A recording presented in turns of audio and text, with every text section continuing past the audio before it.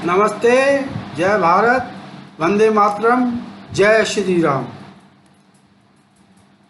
जब मैं ये वीडियो बनाना शुरू करता हूँ तो कोई विषय मेरे दिमाग में नहीं होता, कई विषय चल रहे होते।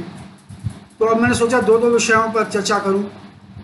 पहला विषय तो यह है कि आज मोदी साहब जो है बंगाल चुनाव में बोले आदरणीय दीदी जी। क्या हुआ कि वो दीदी करके जब बोलते थे तो ये उनका 2019 से है।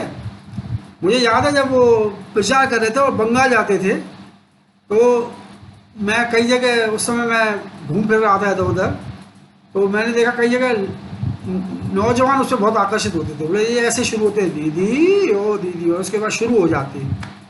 आज थोड़ा बीच बीच में आदरणीय दीदी फिर ओ दीदी करके बोल रहे थे। बहरहाल बात आ रही है, जो सबसे पहले बात मुझे करनी दिमाग में आ रही है वो ये कि छत्तीसगढ़ में बीजापुर में जो हुआ है उसके लिए कह तो दिया है इन्होंने कि हम इसका पूरी तरह संहार करेंगे, नक्सलियों को समाप्त करेंगे, मगर वो बात फिर वही अटकी है कि आपने रणनीति बदली है। आप एयर स्ट्राइक करेंगे या नहीं करेंगे, एयर सर्विलेंस करेंगे कि नहीं करेंगे, करना जरूरी है। वरना अगर कोई लंबा चौड़ा अभियान चलाना है उसमें हमारे लोगों की ऐसी शहादत हो तो मुझे वो अच्छा नहीं लगेगा। स्पष्ट घोषणा करनी पड़ेगी और रणनीति बदलनी पड़ेगी। आपने अफगानिस्तान की बात देखी, अफगानिस्तान में उस दिन 100 तालिबानों को निपटा दिया अफगानी सेना ने, उनको कोई नहीं रोकता। वो भी तो आपकी तो उनके साथ स्ट्रेटेजिक पार्टनरशिप है। ये ऐसे काम नहीं चलेगा, आपको वो करना पड़ेगा। रोल निर्णय केवल सख्ती से निपटेंगे नहीं, रणनीति भी बदलनी पड़ेगी आपको। फिर इतने हथियार आपने काय को खरीदे। खैर, दूसरी बात मैं केरल के चुनाव पर चर्चा करना चाहता हूँ। केरल में भारतीय जनता पार्टी की हार लगभग तय है। ठीक है, आप कहेंगे इसमें क्या खास बात है, मगर पिछले चुनाव के मुकाबले इस बार जो स्थिति है वो अलग है। बीजेपी को कौन हराएगा? जो बीजेपी को हराएगा वो अगले चुनाव में बना रहेगा, और जो बीजेपी और जो दूसरे नंबर पे रहेगा इस बार, वो फिर अब दूसरे नंबर से पहले नंबर पे नहीं जाएगा, या तो वामपंथी या फिर कांग्रेस। वहाँ मेरा अंदाजा है कि बीजेपी ने बहुत मेहनत की है, बहुत अब जुझारू कार्यकर्ता उतारे हैं, पर बीजेपी का वोटिंग परसेंटेज इस बार पहले से कम आएगा। आप कहेंगे इसमें क्या बात है? बीजेपी का कम परसेंटेज आना भी बीजेपी के प्रचार का परिणाम है। दरअसल हुआ क्या है, वहाँ हिंदू जो हैं वहाँ पे एक्टिव हैं वो जातियों में बटे हुए हैं। लाख कहा जाता है कि शिक्षित है केरल, पर वहाँ भी अब जो चर्चा है वो जातिगत आधार पर वोटिंग होती है और धर्म के आधार पर होती है। तो वो उनमें से ये नहीं है कि सब जात के आधार पर करते हो, पर वो लोग सत्ता परिवर्तन के लिए वोट करेंगे, सत्ता परिवर्तन के लिए वोट करेंगे। तो उसमें से बीजेपी के भी काफ़ी जो पहले था 12, 13, 14%, उसमें से भी लोग जाएंगे। दूसरी बात, जो वहाँ पे विश्व के दो बड़े धार्मिक समुदाय हैं जो वहाँ तो लड़ते हैं मध्य एशिया तक, पर यहाँ आते आते वो अदर देन एक हो जाते हैं ताकि हम दूसरे को पकड़ लें। जैसे अगर आप इनकी बात माने तो इस समय चीन और भारत इनके मतलब एक तरह से बैरी हैं। यहाँ के लोगों के लिए नहीं, वहाँ के जो रणनीतिकार हैं, धार्मिक रणनीतिकार हैं। और अब ये आ रहा है कि भाई जो मैं इनको कहता हूँ कि एक सफ़ेद धर्म और एक को कहता हूँ हरा धर्म। हरे धर्म वाले तो एक तरफ जा रहे हैं, कांग्रेस की तरफ जाएंगे। अब जो सफ़ेद झंडे वाले हैं वो उनके सामने संशय है, कहाँ जाएं? जाना तो उनको हरे के साथ चाहिए, क्योंकि जो रीति नीति है वो ये कि जैसे मध्य एशिया के बाद जो आते तो दूसरे धर्म, हिंदू, बौद्ध और चीनी भी हैं। चीन तो अपने आप में ही एक धर्म है उनका। पर यहाँ पे एका होना, क्योंकि जो समस्या है वहाँ पे हिंदुओं के लिए वही सफ़ेद झंडे वालों के लिए भी है। तो आखिरकार क्या होगा?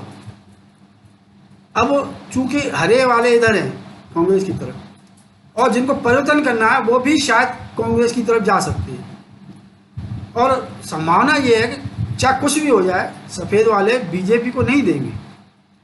वो चाहते हैं बीजेपी यहाँ बैठ के उनके हितों को साधे, हरे वाले भी चाहते हैं, कई लोग हितों को रक्षा करे, इनके विकास दे, पर वो धर्म का चोला ऐसा ओढ़े हुए हैं कि उनको लगता है कि नहीं, बीजेपी नहीं, तो बीजेपी का वोट भी जाएगा। बीजेपी ने शबरीमाला का प्रकरण उठाया तो बता रहे हैं कि उसका लाभ कांग्रेस को हो रहा है, वामपंथियों को तो नुकसान ही हो रहा है उससे। तो हिंदू जो वहाँ पे हिंदू हैं, जब सत्ता परिवर्तन करने के लिए निकलेंगे तो वो बीजेपी को ओवरलुक करेंगे, निश्चित रूप से नहीं। अब आप ये कहते हैं ना कि मैं धर्म की बात कर रहा हूँ, मैं कभी नहीं करता था, परंतु मैंने यहाँ कई टीवी इसमें जो है ये इंटरनेट पे ही, यूट्यूब पे ही मैंने देखे, जिसमें कई मतलब हस्तियों ने विचार विमर्श किया है केरल के चुनाव में।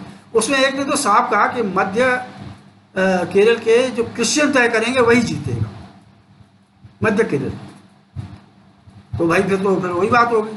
अब ऐसे में मुझे ऐसा लग रहा है जो डिसाइडेड क्रिश्चियन है, हालांकि वहाँ ऐसा नहीं है कि सब वोट एक कोई मिलेगा, बीजेपी को मुस्लिम वोट मिलेगा, क्रिश्चियन वोट मिलेगा, हिंदू वोट मिलेगा, सब जातियों को वोट मिलेंगे, सबको सब वोट मिलेंगे, मगर जो डिसाइड करने वाले हैं लोग, वो आखिर में कांग्रेस की तरफ ही जाएंगे, क्रिश्चियन लोग,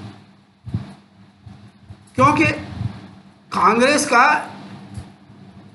एक क्रिश्चियन कल्चर भी है जो शायद वामपंथियों में नहीं है। तो फाइनली एक तो वो पुरानी नीति है कि साहब यहाँ पे हिंदू के विरुद्ध एक मतलब धार्मिक ध्रुवीकरण पहले करते रहे हैं ये, और यहाँ से नहीं है, ये विदेश में से आते। वो एक ने लिखा, मैंने देखा है कि वहाँ पे कोई खूब लड़ाई है उधर मध्य एशिया में, उधर यहूदियों से भी है और ईसाइयों से भी, मुसलमानों की का टक्कर है। यहाँ आके सब एक हो जाते हैं ना। तो आखिरी जो मुझे लग रहा है कि इसमें कांग्रेस को भारी सीटें मिलेंगी और कम्युनिस्ट अगली बार के लिए साफ हो जाएंगे। बीजेपी को इस बार बीजेपी को हराना है। एक तो प्रोपेगेंडा है कि बीजेपी को हराना है, दूसरा है हम उनको सरकार बदलनी है। तो दोनों सरकार बदलने में बीजेपी कोई भूमिका रहने वाली नहीं है। तो बीजेपी के वोट जरूर कम होंगे, पर बीजेपी का एक वहाँ पे बेस अब बनेगा जाके,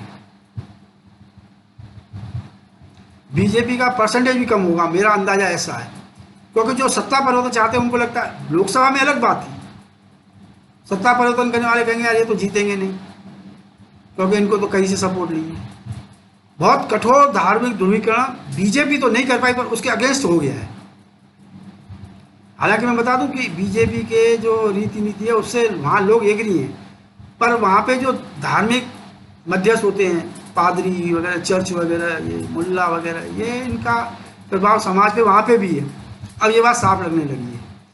तो और बीजेपी वाले खुद भी नहीं मान रहे कि हम वहाँ जीतेंगे, क्योंकि वो देख रहे हैं ना कि उनको मतलब वहाँ पे उनको सबसे ज़्यादा कठिन लड़ाई अगर कोई रहेगी तो केरल की। केरल में अगले शायद 10 साल तक भी बीजेपी नहीं आ पाए, और उसकी सीटें कभी 2.5 अंकों पे शायद 20 साल में न पहुँच पाए, क्योंकि वहाँ का जो इस तरह का जो हिंदू जातियों में बटा है और कम संख्या में है, वो काफ़ी संख्या में है।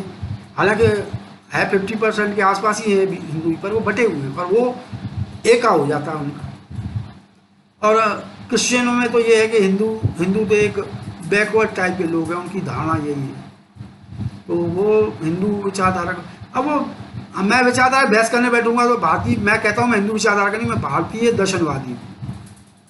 अब वो हमारी बात तो कोई सुनने वाला है नहीं कि भारतीय दर्शनवादी है या नहीं है,